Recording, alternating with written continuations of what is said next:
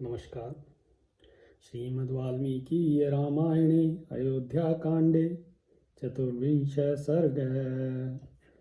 तं समीक्ष्य व्यवसितं पितुर्निर्देशपालने कौसल्या बाष्पसमृद्धा वचो धर्मिष्ठं ब्रवीत्। कौशल्या ने जब देखा कि श्री राम ने पिताजी की आज्ञा पालन का ही दृढ़ निश्चय कर लिया है, तब वे आंसुओं से रुंधी हुई गदगद वाणी में धर्मात्मा श्री राम से इस प्रकार बोली। अदृष्ट दुखो धर्मात्मा सर्वभूत प्रियं वदः मयि जातो दशरथात् कथमुंचेन वर्तयेत्। जिसने जीवन में कभी दुख नहीं देखा है, जो समस्त प्राणियों से सदा प्रिय वचन बोलता है, जिसका जन्म महाराज दशरथ और मेरे द्वारा हुआ है, वह मेरा धर्मात्मा पुत्र उच्च वृत्ति से खेत में गिरे हुए अनाज के एक एक दाने को बीनकर कैसे जीवन निर्वाह कर सकेगा। यस्य भृत्याश्च दासाश्च मिष्टान्यन्नानि भुंजते कथं स भोक्ष्यते रामो वने मूल फलान्ययम्। जिनके भृत्य और दास भी शुद्ध स्वादिष्ट अन्न खाते हैं, वे ही श्री राम वन में फल मूल का आहार कैसे करेंगे।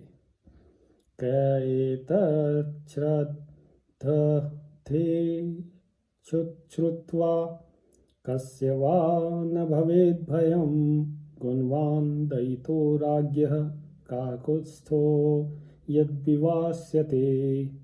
जो सद्गुण संपन्न और महाराज दशरथ के प्रिय हैं, उन्हीं कुकुत्स कुलभूषण श्री राम को वनवास दिया जा रहा है। इसे सुनकर कौन इस पर विश्वास करेगा। नूनं तो बलवान् लोके कृतान्तः सर्वम् आदिशन् लोके रामाभिरामस्त्वं वनम यत्र गमिष्यसि। श्री राम निश्चय ही इस जगत में दैव सबसे बड़ा बलवान है। उसकी आज्ञा सबके ऊपर चलती है। वही सबको सुख दुख से संयुक्त करता है, क्योंकि उसी के प्रभाव में आकर तुम्हारे जैसा लोकप्रिय मनुष्य भी वन में जाने को उद्यत है।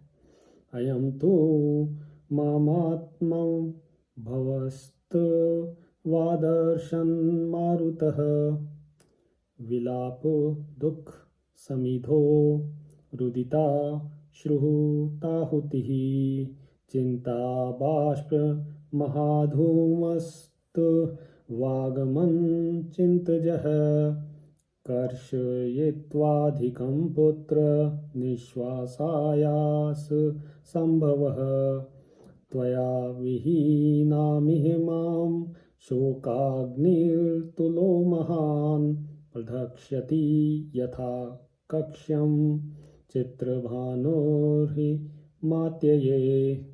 परंतु बेटा, तुमसे बिछुड़ जाने पर यहाँ मुझे शोक की अनुपम एवं बहुत बड़ी हुई आग उसी तरह जलाकर भस्म कर डालेगी, जैसे ग्रीष्म ऋतु में दावानल सूखी लकड़ियों और घास फूस को जला डालता है। शोक की यह आग मेरे अपने ही मन में प्रकट हुई है। तुम्हें न देख पाने की संभावना ही वायु बनकर इस अग्नि को दीप्त कर रही है। विलाप जनित दुख ही इसमें ईंधन का काम कर रहे हैं। रोने से जो अश्रुपात होते हैं, वे ही मानो इसमें दी हुई घी की आहुति है। चिंता के कारण जो उच्छ्वास उठ रहा है, वही इसका महान धूम है। तुम दूर देश में जाकर फिर किस तरह आओगे। इस प्रकार की चिंता ही इस शोकाग्नि को जन्म दे रही है। सांस लेने का जो प्रयत्न है, उसी से इस आग की प्रतिक्षण वृद्धि हो रही है। तुम ही इसे बुझाने के लिए जल हो। तुम्हारे बिना यह आग मुझे अधिक सुखाकर जला डालेगी। कथम ही धेनुः स्वयं वत्सं गच्छन्तम् अनुगच्छति अहं त्वानुगमिष्यामि यत्र वत्स गमिष्यसि। वत्स, धेनु आगे जाते हुए अपने बछड़े के पीछे पीछे कैसे चली जाती है, उसी प्रकार मैं भी तुम जहाँ भी जाओगे तुम्हारे पीछे पीछे चली चलूंगी। यथा निगदितं मात्रा तद्वाक्यं पुरुषर्षभः श्रुत्वा रामो अब्रवीद्वाक्यं मातरं वृषदुःखिताम्। माता कौशल्या ने जैसे जो कुछ कहा उस वचन को सुनकर पुरुषोत्तम श्री राम ने अत्यंत दुख में डूबी हुई अपनी माँ से पुनः इस प्रकार कहा। कैकेय्या वंचितो राजा मयि चारण्यम् आश्रिते भवत्या च परित्यक्तो नैनूनं वर्तयिष्यति। माँ कैकेयी ने राजा के साथ धोखा किया है। इधर मैं वन को चला जा रहा हूँ। इस दशा में यदि तुम ही उनका परित्याग कर दोगी तो निश्चय ही वे जीवित नहीं रह सकेंगे। भर्तु किल परित्यागो नृशंसः केवलं स्त्रियः स भवत्या न कर्तव्यो मनसापि विगर्हितः।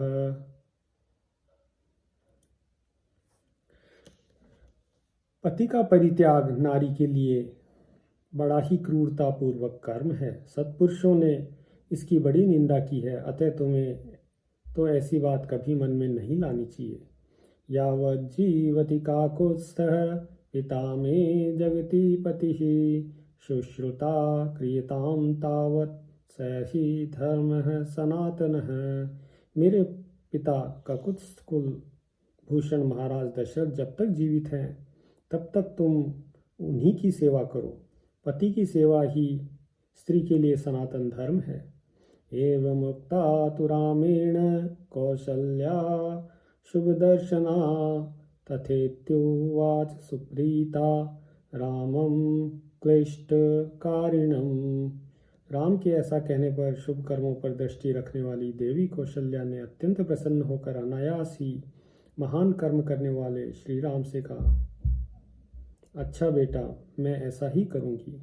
एवमुक्तस्तु वचनं रामो धर्मवृतांबरः भूयस्तां ब्रवीद्वाक्यं मातरं वृषदुःखितां। माँ के इस प्रकार स्वीकृति सूचक बात कहने पर धर्मात्माओं में श्रेष्ठ श्री राम ने अत्यंत दुख में पड़ी हुई अपनी माता से पुनः इस प्रकार कहा, मया चैव भवत्या च कर्तव्यं वचनं पितुः राजा भर्ता गुरु श्रेष्ठः सर्वेषामीश्वरः प्रभुः।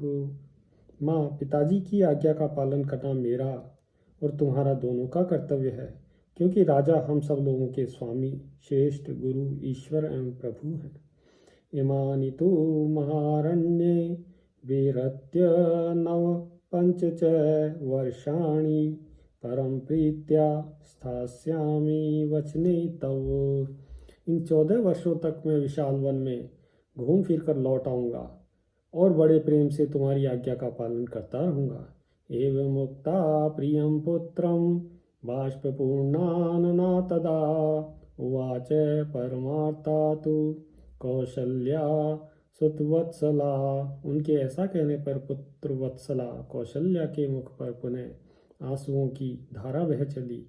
वे उस समय अत्यंत आर्त होकर अपने प्रिय पुत्र से बोली, आसां राम सपत्नीनां वस्तुं मध्ये न मे क्षमं नय मामपि काकुत्स्थ वनं वन्यां मृगीमिव यदि ते गमने बुद्धि कृता पितर प्रेक्षया। बेटा राम, अब मुझसे इन सबके बीच में नहीं रहा जाएगा। काकुत्स्थ, यदि पिता की आज्ञा का पालन करने की इच्छा से तुम वन में जाने का ही निश्चय किया है तो मुझे भी वनवासिनी की भांति वन में ही ले चलो।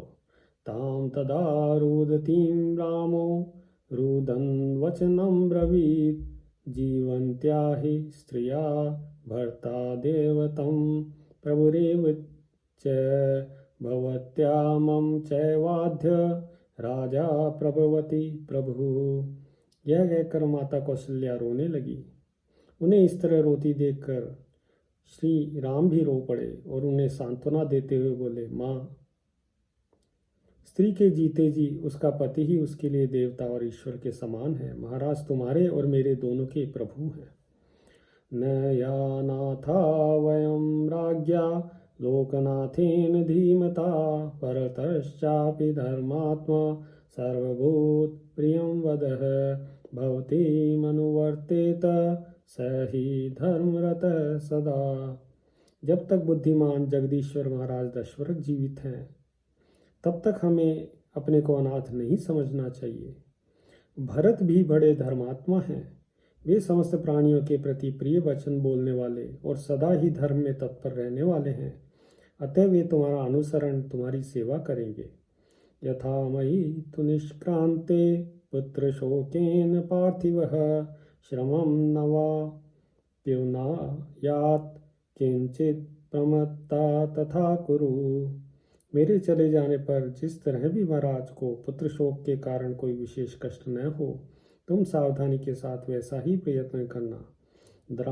दारुणश्चाप्ययं शोको यथैनं न विनाशयेत् राज्ञो वृद्धस्य सततं हितं च समाहिता। कहीं ऐसा न हो कि यह दारुण शोक इनकी जीवन लीला ही समाप्त कर डाले। जैसे भी संभव हो तुम सदा सावधान रहकर बूढ़े महाराज के हित साधन में लगी रहना। व्रतोपवासनिरता या नारी परमोत्तमा भर्तारं नानुवर्तेत सा च पाप गतिर्भवेत्। उत्कृष्ट गुण और जाति आदि की दृष्टि से परम उत्तम तथा व्रत उपवास में तत्पर होकर भी जो नारी पति की सेवा नहीं करती है उसे सद्गति प्राप्त नहीं होती है। भर्तुः शुश्रूषया नारी लभते स्वर्गमुत्तमम् अपि या निर्नमस्कारा निवृता देवपूजनात्। जो अन्यान्य देवताओं की वंदना और पूजा से दूर रहती है वह नारी भी केवल पति की सेवा मात्र से ही उत्तम स्वर्गलोक को प्राप्त कर लेती है। शुश्रूषामेव कुर्वीत भर्तुः प्रियहिते रता एष धर्मः स्त्रिया नित्यो वेदे लोके श्रुतः स्मृतः। अतः नारी को चाहिए कि वह अपने पति के प्रिय एवं हित साधन में तत्पर रहकर सदा उसकी सेवा ही करे। यदि स्त्री का वेद और लोक में प्रसिद्ध नित्य धर्म है, इसी का श्रुतियों और स्मृतियों में भी वर्णन है। अग्निकार्येषु च सदा सुमनोभिश्च देवताः पूज्यास्ते मत्कृते देवी ब्राह्मणाश्चैव सत्कृताः। देवी तुम मेरी मंगल कामना से सदा अग्निहोत्र के अवसरों पर पुष्पों से देवताओं का तथा सत्कार पूर्वक ब्राह्मणों का भी पूजन करते रहना चाहिए। एवं कालं प्रतीक्षस्व ममागमन कांक्षिणी नियता नियताहारा भर्तृ शुश्रूषणे रता। इस प्रकार तुम नियमित आहार करके नियमों का पालन करती हुई स्वामी की सेवा में लगी रहो और मेरे आगमन की इच्छा रखकर समय की प्रतीक्षा करो। प्राप्स्यसे परमं कामं मयि पर्यागते सति यदि धर्मभूतां श्रेष्ठो धारयिष्यति जीवितम्। यदि धर्मात्माओं में श्रेष्ठ महाराज जीवित रहेंगे तो मेरे लौट आने पर तुम्हारी भी शुभकामना पूर्ण होगी। एवं मुक्ता तु रामेण बाष्पर्याकुलेक्षणा कौसल्या पुत्र शोकार्ता रामं वचनं ब्रवीत्। राम के ऐसा कहने पर कौशल्या के नेत्रों में आंसू छलक आए। वे पुत्र शोक से पीड़ित होकर रामचंद्र जी से बोली, गमने सुकृतां बुद्धिं न ते शक्नोमि पुत्रक विनिवर्तयितुं वीर नूनं कालो दुरत्ययः। बेटा मैं तुम्हारे वन में जाने के निश्चित विचार को नहीं पलट सकती। वीर निश्चय ही काल की आज्ञा का उल्लंघन करना अत्यंत कठिन है। गच्छ पुत्र त्वमेकाग्रो भद्रं ते अस्तु सदा विभो पुनस्त्यवती निवृत्ते तु भविष्यामि गत्क्लमा। सामर्थ्यशाली पुत्र, अब तुम निश्चित होकर वन को जाओ, तुम्हारा सदा ही कल्याण हो। जब फिर तुम वन से लौट आओगे उस समय मेरे सारे क्लेश, सब संताप दूर हो जाएंगे। प्रत्यागते महाभागे कृतार्थे चरितव्रते पितुरान्रण्यतां प्राप्ते स्वपेष्ये परमं सुखम। बेटा, जब तुम वनवास का महान व्रत पूर्ण करके कृतार्थ एवं महान सौभाग्यशाली होकर लौट आओगे और ऐसा करके पिता के ऋण से उर्ऋण हो जाओगे, तभी मैं उत्तम सुख की नींद सो सकूंगी। कृतान्तस्य गतिः पुत्र दुर्विभाव्या सदा भुवि यस्वां संचोदयति मे वच आविध्य राघवो। बेटा रघुनंदन, इस भूतल पर दैव की गति को समझना बहुत ही कठिन है, जो मेरी बात काटकर तुम्हें वन में जाने के लिए प्रेरित कर रहा है। गच्छेदानीं महाबाहो क्षेमेण पुनरागतः नन्दयिष्यसि मां पुत्र साम्नाश्लक्षेण चारुणा। बेटा महाबाहो, इस समय जाओ, फिर कुशल पूर्वक लौटकर सांत्वना भरे मधुर एवं मनोहर वचनों से मुझे आनंदित करना। अपीदानीं सकालः स्याद्वनात् प्रत्यागतं पुनः यत्त्वां पुत्रक पश्येयं जटावल्कलधारिणं। वत्स, क्या वह समय अभी आ सकता है जबकि जटावल्कल धारण किए वन से लौट कर आए हुए तुमको फिर देख सकूंगी। तथा हि रामं वनवासनिश्चितं ददर्श देवी परमेण चेतसा। उवाच रामं सुलक्षणं वचो बभूव च स्वस्त्ययनाभिकाङ्क्षिणी। देवी कौशल्या ने जब देखा कि इस प्रकार राम वनवास का दृढ़ निश्चय कर चुके हैं, तब वे परम आदरयुक्त हृदय से उनको शुभ सूचक आशीर्वाद देने और उनके लिए स्वास्थ्य वाचन कराने की इच्छा करने लगी। इत्यार्षे श्रीमद् रामायणे वाल्मीकिये आदिकाव्ये अयोध्याकाण्डे चतुर्विंशः सर्गः। सियावर रामचंद्र पद जय शरणम्।